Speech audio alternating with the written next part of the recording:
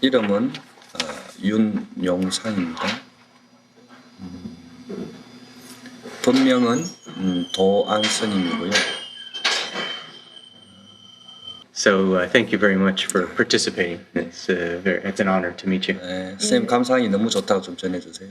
I have a very good first impression of you. Oh, thank you. 수행자 얼굴 같다고. It's the face of a trainer, Ah. I think.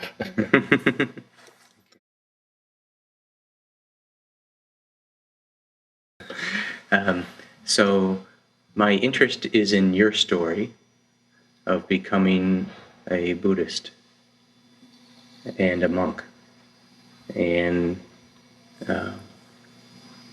what you were like before. 6살에 출가를 하게 됐습니다. 아니요. 거의 대한민국에서도 좀 극히 드문 일이죠. It's a rare thing, even in a country like Korea. So how did this come about? 우리나라에 이제 그 사명대사라는 불교 정통의 그 법맥, 그러니까 무공수련, 한국의 정통 기공, 모수를 통해서 그 호국 불교, 한국을 지켰던 그 대사님의 법맥 23대 장문인입니다. 그래서 6살 전에 그 지목을 받아서 모든 과정을 공부를 해야 되기 때문에 출가를 하게 된 계기입니다. 6살에 지목을 받으셔야 해요. 네네, 아기 때 큰 스님들한테. 큰 스님이 되기 위해서는요. 네. When you were 6, who decide? Your parents decide, Yeah. or do you get asked, or what are your memories of this happening? 부모님은 4살에 양친을 다 잃었어요. 그래서 친할아버지가 밀양 표충사에 조실 큰 스님으로 계셔서 인연이 그런 게 다 한 것 같아요. 저는 이제 부모님 얼굴을 모르고 양친 다 모르고 그 6살에 출가를 하면서 처음에는 기억이 한 12살 전까지는 많이 힘들었던 것 같아요. 그때는 뭐 어떤 수행자가 되려고 된 것이 아니고 지목을 받아서 됐으니까 많이 힘들었죠. 12살 전까지 갈등이 많아서 상당히 그때까지. Tell me about these conflicts. What kinds of conflicts? 왜 그 남들같이 평범한 가정에서 자라지 못하고 또 왜 나는 양친을 빨리 여의게 됐는가. 그러니까 한국적인 얘기로 전생에 업이 얼마나 두텁길래 이런 힘든 태어남도 그러고 살아가는 과정, 그 다음에 수행하는 과정이 너무 혹독했기 때문에 왜 나는 이런 짐을 지고 살아야 되나 그런 어떤 내면적 갈등이 굉장히 심했죠. 좀. So what happened after you were 12?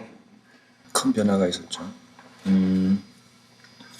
불교 많은 이제 부처님이 계시는데 이제 지장보살님이라는 그 유일하게 한국에 다시 헌신을 하셨던 신라 시대 때 선덕 여왕의 그 자제로 오셨던 김자, 교자 각자 서시던 김교각 스님이 계시죠. 그분이 29세 때 이제 중국을 들어가셔서 열반하시는 99세 때까지 그 많은 대중을 구제하시다가 육신 살아있는 상태로 열반하셨는데 3년이 지나도 이제 몸이 썩지를 않았죠. 실합니다 이거는. 그래서 그 상태의 몸에다가 이제 금물을 입혀서 탑 속에 보관을 하게 된 그런 동기가 있죠. 그래서 지장보살님은 어떤 소원을 지었었냐면 만인을 구제할 때까지 나는 성불하지 않겠다. 바꿔서 얘기해서 본인 당신은 모든 사람들을 다 부처의 계율에 올려놓고 최고 마지막에 이제 자기는 성불하겠다 그러면서 직접 지옥을 가시는 거죠.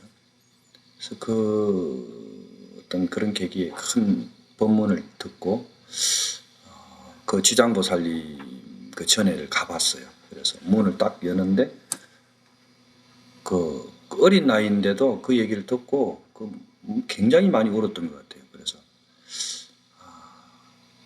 그 어머니 같은 얼굴도 거기서 보게 됐고 한 번도 그 못 느꼈던 어떤 부모의 어떤 형상들, 저분을 닮아야 되겠다.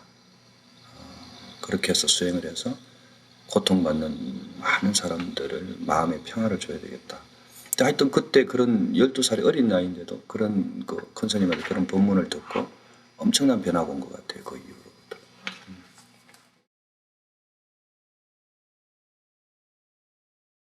So, what happened next? 그 후에는 또 어떤 일이 있었습니까? 그러니까 이제 불가에서는 그 다른 종교하고 가장 틀린 것이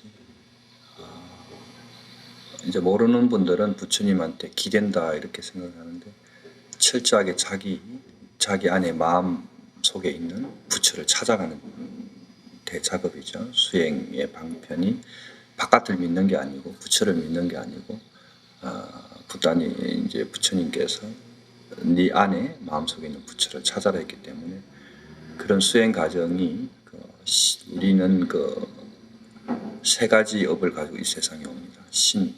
전생의 몸으로 지은 그 다음에 언어, 말로서 지은 그 다음에 의식, 생각으로 지은 죄를 이 땅에 다시 환생을 해서 오기 때문에 그 삼업을 다 녹이는 과정이 신은 무공을 통해서 철저한 그 몸의 고행을 통해서 구는 이제 어떤 진언, 부처님이 남기신 비전의 진언 수행을 통해서 의식은 철저하게 그 무의식을 살지 않는 지금을 찾는 그 통찰 수행을 통해서 그 수행 과정이 38년을 오면서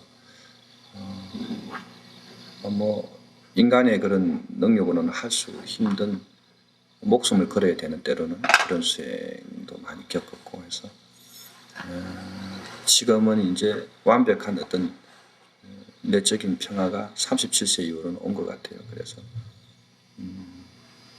지금 이제 이렇게 부처님이 법당에 계셔도 예경은 하고 절은 하지만 기대지는 않습니다.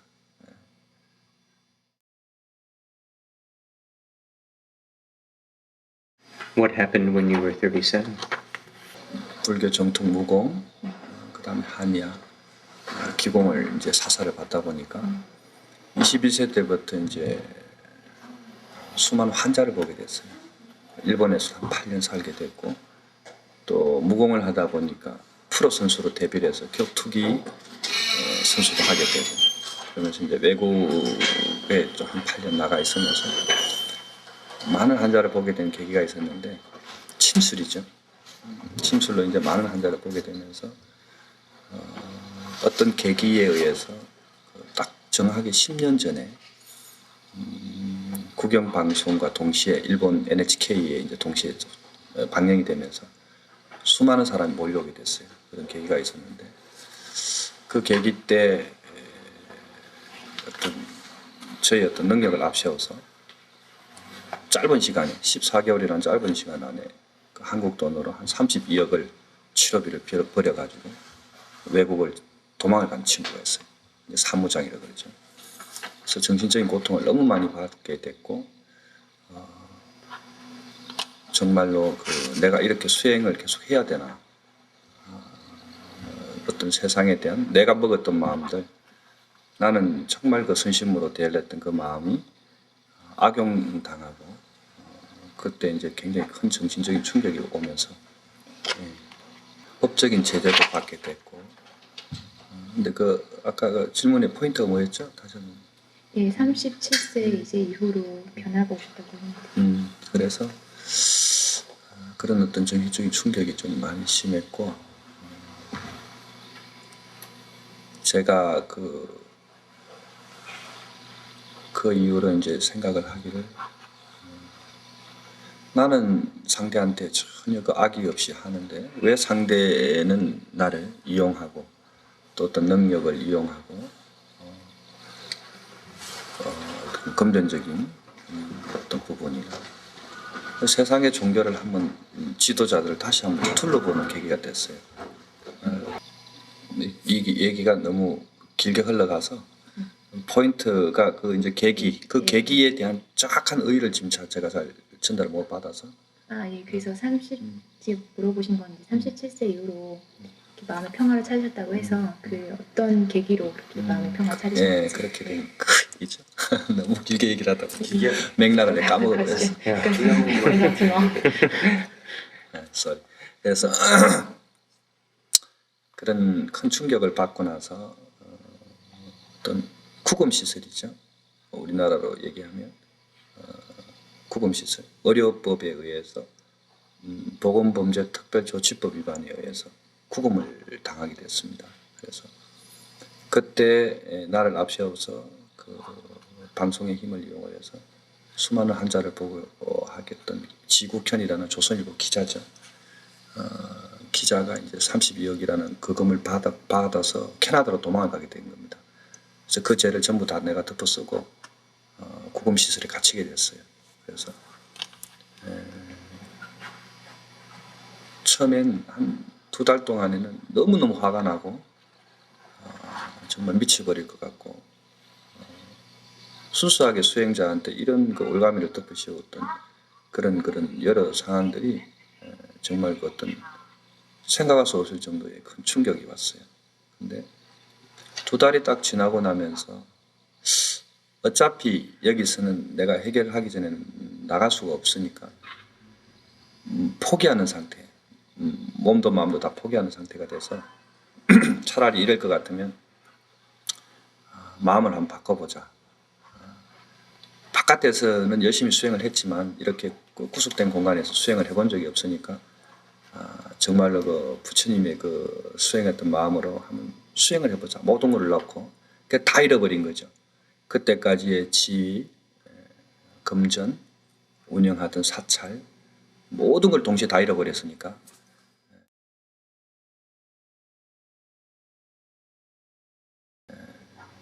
이제 제로니까 처음에 아기 때 엄마 뱃속에서 나왔을 때와 똑같은 상황이니까 내가 그때 어떤 마음을 가지게 됐냐면 이 생에 한번 태어나지 않은 걸로 생각을 하자. 너무 정신적인 충격이 크니까 내가 안 온 걸로 생각을 하고 얼마를 살아있을지 모르겠지만 살아있을 동안에 마음 편하게 수행을 해보자. 그런데 그때 이제 장이 썩기 시작했어요. 너무 큰 충격을 받아서 왼쪽 장이 거의 대장암 한 3기 정도 이제 병원에서 판명을 받을 정도로 그 병원 차트가 다 있습니다. 그래서 대장암 말기입니다. 그래서 살 수 없습니다. 너무 쇼크를 받아버리니까 그런 병이 왔어요. 그래서 피를 거의 한 2달을 쏟아냈죠. 쏟아내고 너무 통증이 극통이 오니까 죽을 것 같다. 이제 죽을 것 같다. 그래서 구금시설 안에서 있었던 얘기입니다. 그래서 이래가 죽는구나. 참 억울하고 태어남도 억울한데 이때까지 이렇게 수행한 것을 펼쳐보지도 못하고 어떤 세상의 사무장의 농간에 의해서 모든 걸 다 잃어버렸으니까. 예. 그래서 이제 대장암 3기라는 판명을 받게 된 나이가 32살 때입니다. 보건범죄 특별조치법 위반에서 구금된 상태에서 수많은 누명을 쓰고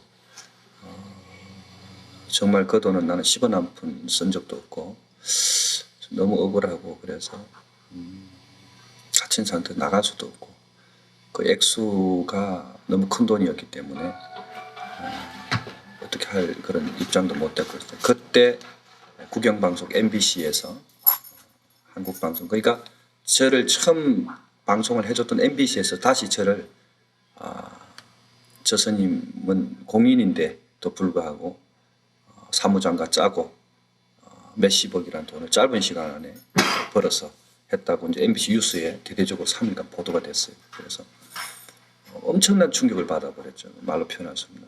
그래서 이제 그 대장이 썩어 들어가면서 너무 고통스러워서 밤이면 너무 아프니까 잠을 못 잤어요. 그래서 포기를 하고 이제 죽는구나 이렇게 6살 때부터 이렇게 혹독한 수행을 한 번도 펼쳐보지 못하고 죽는구나 하는 그런 마음이 딱 오는데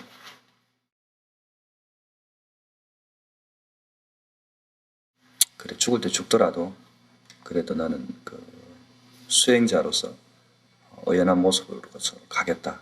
마음을 바꾼 계기가 됩니다. 그래서 그때부터 지장기도를 구속된 상태입니다. 그 구속된 상태에서 구금시설 안에서 100일 정진을 하는데 21일 37 21일이 되는 날 우리나라 지장 영음 도량 구미 영명사에서 최고로 큰 스님으로 계시던 우리나라 지장의 화신이라는 지금 열반하셨습니다. 주자 강자 서시는 주강 스님이 책을 한 20권 하고 본인의 평생 수행했던 어떤 그런 것이 우연한 계기에 오게 됐어요. 소포로. 그래서 그때 이제 그 책들을 보고 큰 스님의 평생 수행의 과정을 들으면서 어떤 마음을 먹었냐면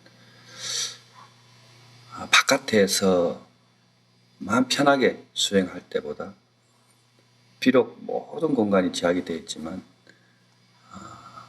한 번도 그 많은 시간을 수행하는 동안에 전혀 체험해 볼 수 없었던 그런 제약된 공간에서 수행을 통해서 또 어떤 그 부처님의 신비, 내가 찾고자 했던 그런 어떤 책들이나 그런 어떤 영적 지도자가 그 안에 있는데도 불구하고 이렇게 서로 이제 연결이 되고 에너지 연결이 되고 그래서 참으로 놀랐어요. 그때 정말 부처님의 에너지가 있구나 라는 것을 진짜 몸으로 체험을 한 겁니다. 그러니까 누구 얘기를 들은 게 아니고 어떻게 이런 큰 스님이 내가 여기 갇혀 있는데도 불구하고 그런 책이라든지 이런 걸 보내주시고 나올 때까지 구속돼서 나올 때까지 끊임없이 편지 오시고 또 거기 있는 구속돼가 있는 사람들은 다 그 자비로 다 또 책을 사봐야 되고 그러니까 계속 한 달에 이제 그때 돈으로 50만 원씩 영치금을 보내주셨어요. 그래서 그때 내가 가장 크게 남은 거는 당신은 그 수행자이기 때문에 지장보살님이 지옥에 갔듯이 그 현실의 지옥이 거기 있지 않느냐.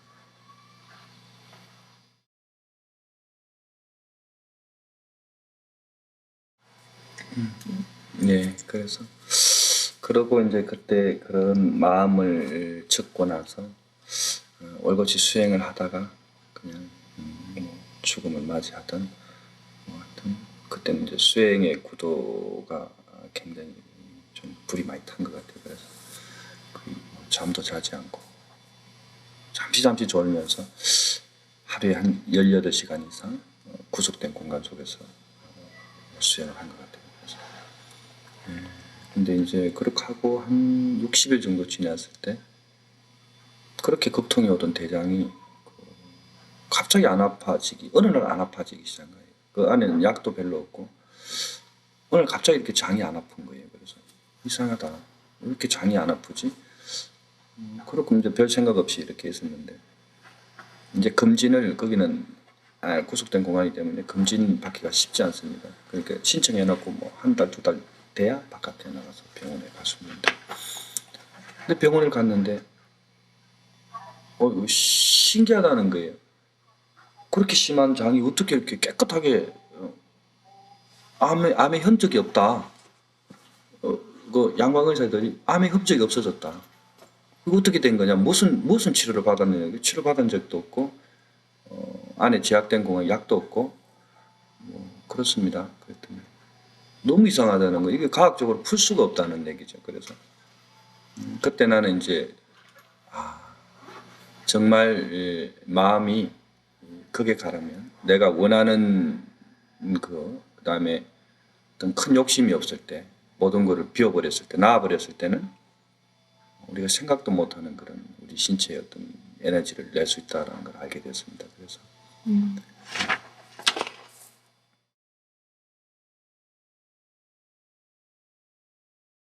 그때 이제 그러고 있다가 정확하게 이제 우리나라 액수로 32억 뭐 검찰 추정 액수가 32억 7천 얼마인 걸로 알고 있어요. 그러니까 보상이 안 됐으니까 한 번도 그 파출소 문 앞에도 안 가본 사람이 딱 3년을 받아서 살았어요. 실형을. 그리고 이제 그렇게 하다가 나오게 된 거죠. 추수를 하게 되면서 톡을 옛날에 할아버지가 수행하셨던 이제 톡을 1024일을 생식을 들고 들어가서 지금 내가 안에서 했던 그 수행의 에너지를 뭔가 찾아봐야 되겠다, 정리를 해야 되겠다 해서 밀양에 있는 정각산 바위 토굴 암자에 이제 들어가게 된 겁니다. 그래서 그 책자하고 수행 도구를 준비해서 이제 무술 제자들한테 생식을 해야 되니까 생식 도구만 좀 갖다 다오 하면서 이제 거기를 1024일을 정하고 들어가게 된 거죠. 그래서 1024일 동안에 그 아내하고 똑같이 그렇게 수행을 혹독하게 이제 하면서 딱 어느 날, 그러니까 3년이 이거 다 돼가는 해가 제가 기억하기는 그때 부처님 오신 날이 15일 날인데 14일 하루 전날 과연 부처님이 깨달은 것이 무엇일까 하고 계속 그거를 골몰하게 생각하면서 수행을 하던 중에 금강경이라는 그 불가의 경전을 이렇게 보는 과정에서 그 한 몇만 볼트의 전기에 감전된 듯한 그런 기운이 몸이 완전히 굳는 그런 쇼크. 아, 이것이구나. 붓다가 이걸 전하려고 이 땅에 왔구나. 아, 그 너무너무 큰 충격을 받아버렸어요. 그래서 아, 그렇구나. 부처님 마음이 이거였구나. 근데 그때 그 느낀 마음이 뭐냐면 부처님은 6년의 그 고행 과정에서도 깨닫지를 못하게 되셨는데 굉장히 큰 그 충격 속에서 쌓여 있었죠. 깨닫지 못했으니까.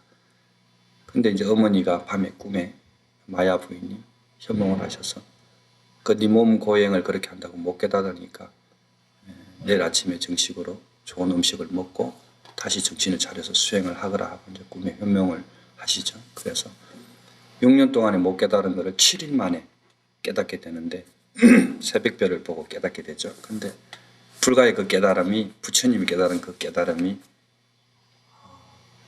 별이, 내가 별을 보고 있을 때 새벽별은 끊임없이 움직이지만 내가 눈을 감으면 그 별이 갑자기 없어져 버리는 거죠. 지금 이렇게 상대를 보고 있을 때는 분명히 상대가 있는데 내가 눈을 감으면 여기에 동시에 모든 사물이 다 없어져 버립니다. 즉, 그랬구나. 불가의 모든 세계적인 정신 수행자들이 나를 찾고자 다들 공부를 하는데 나를 찾고자 하는 그 나는 절대 외부에서 찾을 때는 없다는 거죠. 그러고는 찾을 수도 없다는 거죠. 내가 이렇게 눈을 감았을 때 온 우주가 없어지듯이 눈을 떴을 때 대상, 상대가 앞에 이렇게 앉아있듯이 부처님은 저기서 나를 찾았구나. 저 바꿔서 얘기해서 앞에 있는 대상, 상대가 있을 때만 내가 존재한다는 거죠. 나는 절대로 이 앞에 있는 어떤 대상이 없을 때는 나라는 존재는 어디에도 없으며 상대가 나를 불러줄 때만 나는 존재하고 내가 상대를 불러줄 때도 상대가 존재하니까 너와 나는 절대 둘이 아니다. 너와 나는 모든 지구촌에 있는 사람들, 개개인 한 사람 한 사람은 우리는 이렇게 하지만 그 사실 우리 속에는 하나라는 거죠. 너하고 난 둘이 아니다.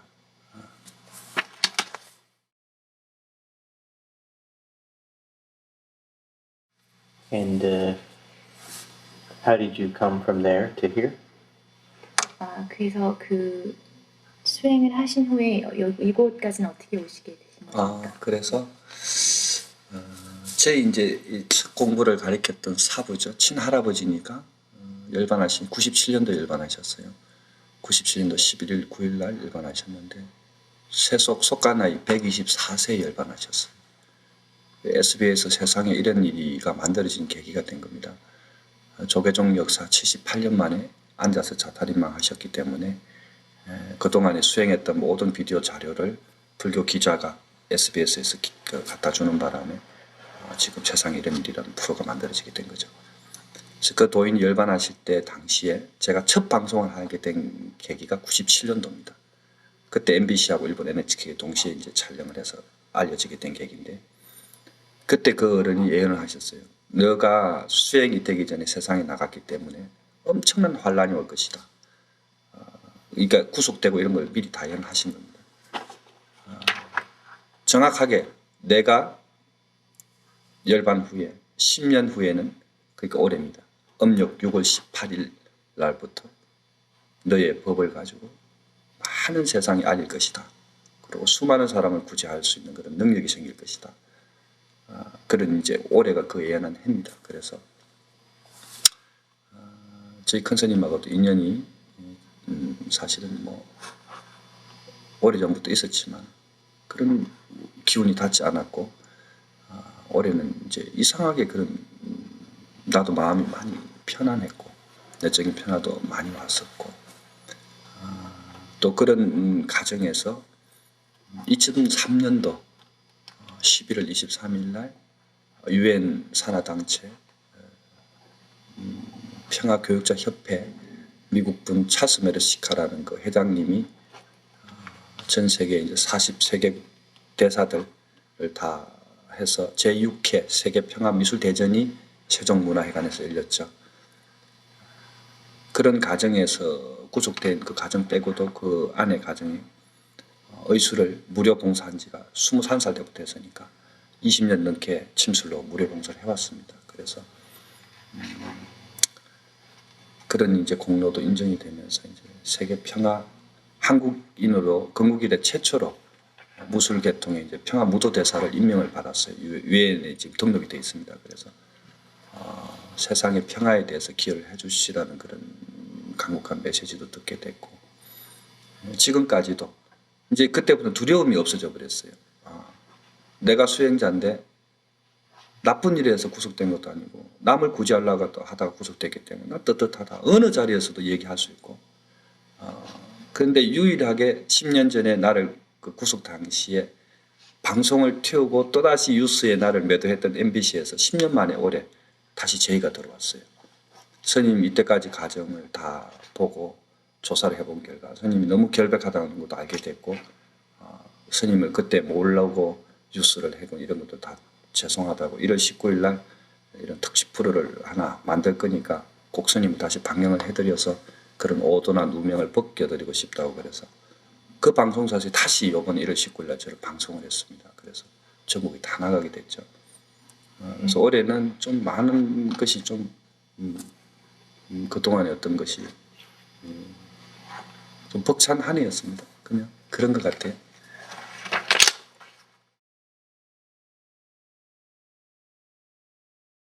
저는 제가 어떤 그런 어떤 계기에 마음의 평화가 정립되고 나서 내가 어떻게 보이게 된다는 그거를 놔버린 지 오래됐어요. 37세 이후에 나라는 걸 놔버렸기 때문에 즉 바꿔서 얘기해서 내가 없다라고 생각을 하고 내 육신과 마음은 항시 그때그때 상황에 따라서 그 환경에 따라서 같이 동화하고 그림들이 있는 세상에 가면 같은 그림이 되고 싶고 또 마음이 불편한 사람들 속에 가면 같이 불편해해서 왜 그 사람들이 불편한지 같이 알고 싶고 지금 세상에 어떤 많은 종교들이나 이런 것들이 부처님 당시의 부파불교 시대와 같이 전 세계의 기독교뿐 아니라 천주교, 불교 많은 지도자들이 자기의 조그마한 능력을 가지고 많이 정말 진정한 그분들의 메시지를 전하지 못한 것 같아서 많이 가슴 아픕니다. 그래서 내가 어떻게 비치고 이런 건 전혀 중요하지 않고요. 나는 언제든지 지구촌에 있는 사람, 불편한 그 사람들이 있는 곳이면 몸도 마음도 아픈 데가 있는 곳이면 어디든지 그게 같이 있을 것이고 내가 어떻게 비치는 것은 전혀 개의치 않습니다. Thank you very much. 감사합니다. Thank you.